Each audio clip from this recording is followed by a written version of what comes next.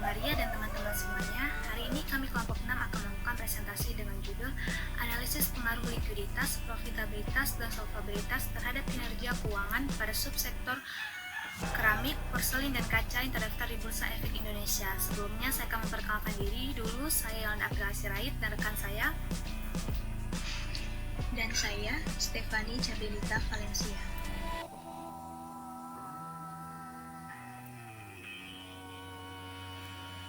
A. Latar belakang penelitian.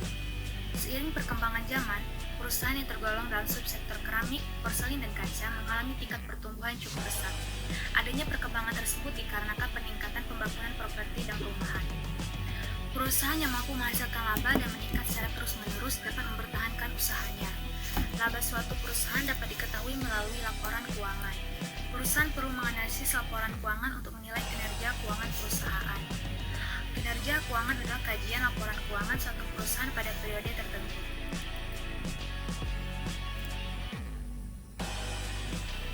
Penilaian kinerja keuangan digunakan sebagai acuan bagaimana perusahaan dapat bertahan di masa depan. Penilaian kinerja keuangan menggunakan analisis rasio. Analisis rasio sebagai tolak ukur kinerja keuangan perusahaan.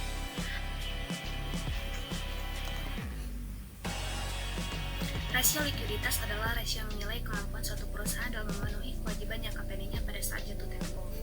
Rasio profitabilitas adalah rasio untuk mengukur kemampuan perusahaan dalam menghasilkan laba dari pendapatan terkait penjualan, aset, dan ekuitas. Rasio solvabilitas adalah rasio untuk menilai kemampuan perusahaan dalam memenuhi semua kewajiban atau hutangnya dengan menggunakan seluruh aset yang dimilikinya. Likuiditas terdiri dari current ratio, quick ratio, dan cash ratio.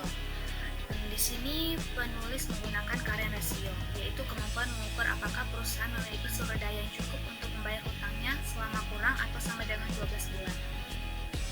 Profitabilitas terdiri dari gross profit margin, net profit margin, return on asset ratio, return on equity ratio, return on sales ratio, return on capital employed, return on investment, dan earning per shares. Di sini penulis menggunakan net profit margin, yaitu laba bersih untuk menghitung persentase laba bersih terhadap pendapatan yang dihasilkan dari penjualan. Kemudian solvabilitas terdiri dari total debt to asset ratio, total debt to equity ratio, long term to equity ratio. Di sini penulis menggunakan total debt to asset ratio, yaitu menghitung seberapa besar aktiva yang dapat membiayai seluruh hutang perusahaan, baik hutang jangka pendek maupun hutang jangka panjang.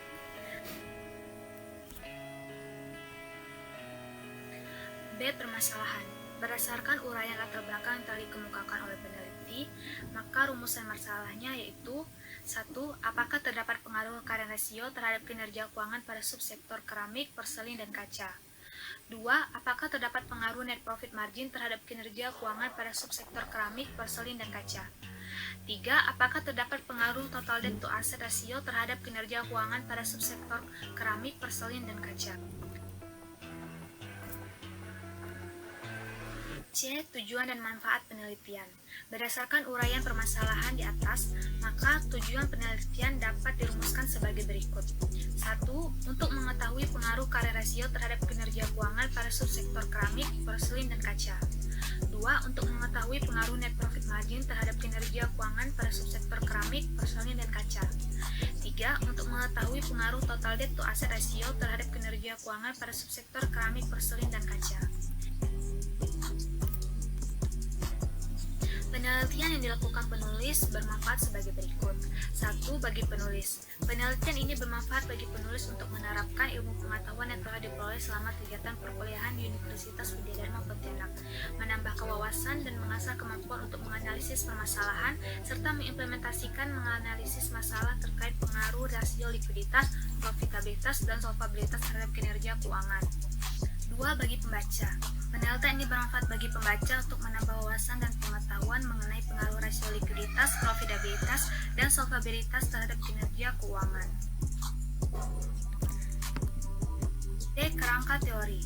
Seperti yang diungkapkan oleh Darminton pada tahun 2019 di halaman 3, laporan keuangan disusun dengan tujuan untuk menyediakan informasi yang menyangkut posisi keuangan, kinerja, dan perubahan posisi keuangan suatu perusahaan yang bermanfaat bagi sejumlah besar pemakai dalam pengambilan keputusan ekonomi. Laporan keuangan dapat digunakan sebagai alat bantu untuk mengukur kinerja keuangan perusahaan guna menilai kondisi keuangan perusahaan pada saat ini hingga masa yang akan datang.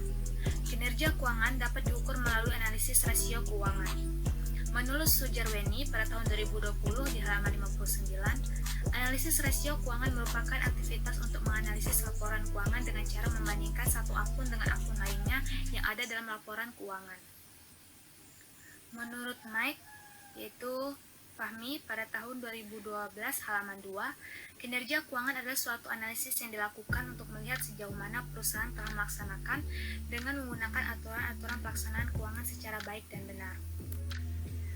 Ada 5 tahap dalam menganalisis kinerja keuangan suatu perusahaan secara umum menurut Pomo, Fahmi pada tahun 2012 halaman 3, yaitu 1. Melakukan review terhadap data laporan keuangan. Review di sini dilakukan dengan tujuan agar laporan keuangan yang sudah dibuat tersebut sesuai dengan penerapan kaidah-kaidah yang berlaku umum dalam dunia akuntansi, sehingga dengan demikian hasil laporan keuangan tersebut dapat dipertanggungjawabkan. 2. Melakukan perhitungan. Penerapan metode hitungan di sini adalah disesuaikan dengan kondisi dan permasalahan yang sedang dilakukan, sehingga hasil dari perhitungan tersebut akan memberikan suatu kesimpulan sesuai dengan analisis yang diinginkan. 3. Melakukan perbandingan terhadap hasil hitungan yang telah diperoleh. Dari hasil hitungan yang sudah diperoleh tersebut, kemudian dilakukan perbandingan dengan hasil hitungan dari berbagai perusahaan lainnya. 4. Melakukan penafsiran terhadap berbagai masalah yang dikemukakan. Pada tahap ini, analisis melihat kinerja keuangan perusahaan adalah setelah dilakukan 3 tahap tersebut. Selanjutnya dilakukan penafsiran untuk melihat apa saja permasalahan dan kendala-kendala yang dialami oleh perusahaan tersebut. 5. Mencari memberikan pemecahan masalah terhadap berbagai permasalahan yang dikemukakan. Pada tahap terakhir ini, setelah ditemukan berbagai permasalahan yang dihadapi, maka dicarikan solusi guna memberikan input atau masukan agar apa saja yang menjadi kendala dan hambatan selama ini dapat diselesaikan.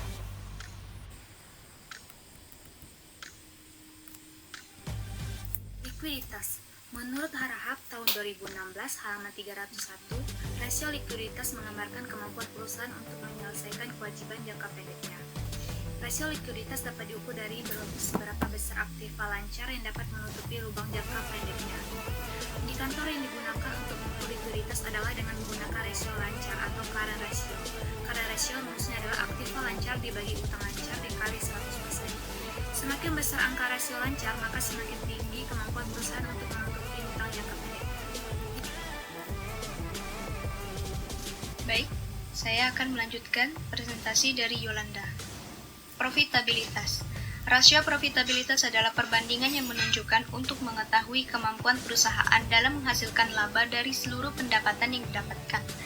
Indikator yang digunakan untuk mengukur profitabilitas adalah dengan menghitung margin laba bersih atau net profit margin. Net profit margin sama dengan laba bersih setelah pajak dibagi penjualan dikali 100%.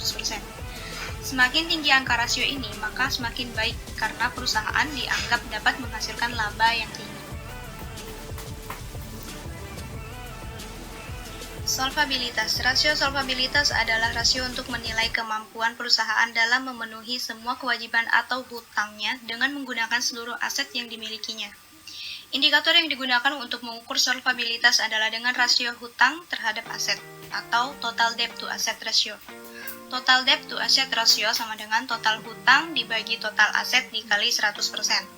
Semakin kecil angka rasio ini, maka menunjukkan semakin solvable kondisi perusahaan tersebut. Karena dengan angka rasio yang kecil, maka akan menunjukkan hutang lebih kecil daripada aset.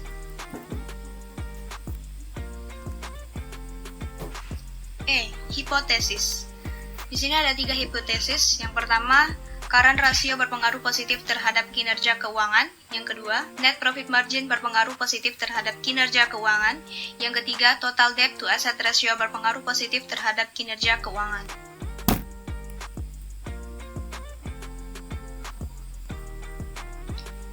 Metodologi penelitian. Bentuk penelitian yang kami gunakan adalah penelitian asosiatif hubungan kausal dengan metode penelitian kuantitatif.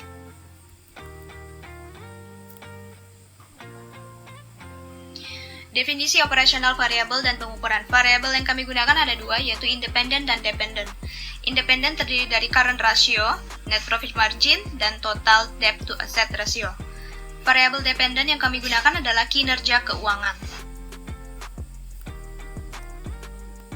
Metode pengumpulan, pengolahan, dan penyajian data. Instrumen penelitian. Instrumen penelitian yang digunakan penulis adalah metode observasi non-partisipan terstruktur. Menurut Sugiono, tahun 2020, halaman 204, observasi non-partisipan yaitu peneliti tidak terlibat dan hanya sebagai pengamat independen. Observasi terstruktur adalah observasi yang dirancang secara sistematis. Dalam penelitian ini, penulis memperoleh data penelitian melalui laporan keuangan yang telah dipublikasi oleh beberapa perusahaan yang dijadikan sampel melalui website resmi Bursa Efek Indonesia, yaitu www.idx.co.id.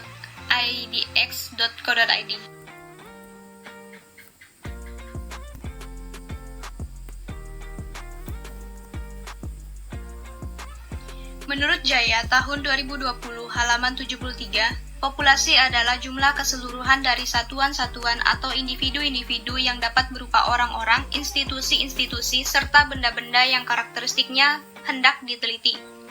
Populasi dalam penelitian ini adalah perusahaan subsektor keramik, porselin, dan kaca yang terdaftar di Bursa Efek Indonesia atau BEI dengan total populasi berjumlah 8 perusahaan.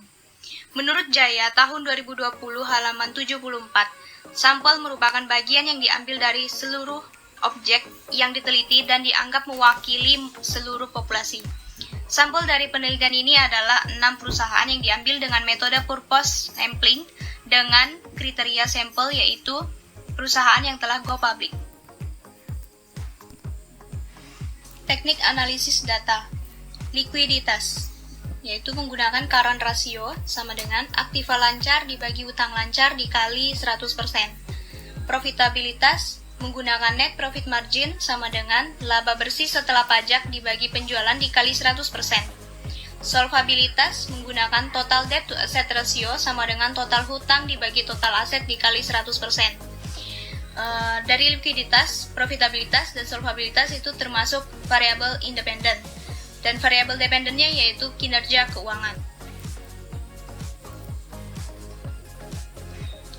Sekian presentasi dari kami. Bagi yang ingin bertanya, silakan ajukan pertanyaan Anda di Google Classroom.